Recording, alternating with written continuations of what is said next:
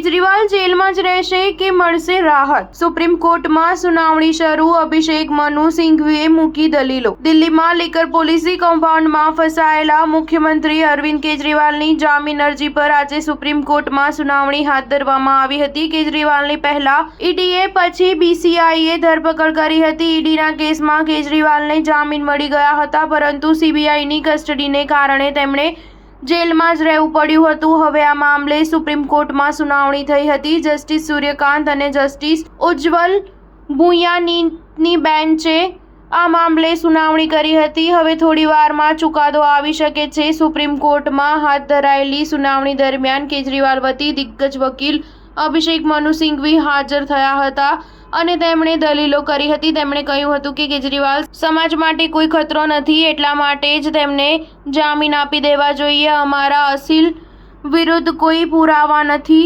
ફક્ત નિવેદનોના આધારે જ તેમને જેલમાં રખાયા છે. તે દિલ્હીના સીએમ છે. ઉલ્લેખનીય છે કે દિલ્હી લીકર પોલિસી કેસમાં જ ફસાયેલા દિલ્હીના પૂર્વ ઉપમુખ્યમંત્રી અને આપના કદાવર નેતા મનીષ સિસોદિયાને આ કેસમાં જામીન મળી ગયા છે. ત્યારે બીજી બાજુ તેલંગાણાના પૂર્વ સીએમની દીકરી કે કવિતાને પણ 10 લાખના બોન્ડ પર જામીન મળી જતા કેજરીવાલને જામીન મળશે તેવી આશા વધી ગઈ હતી.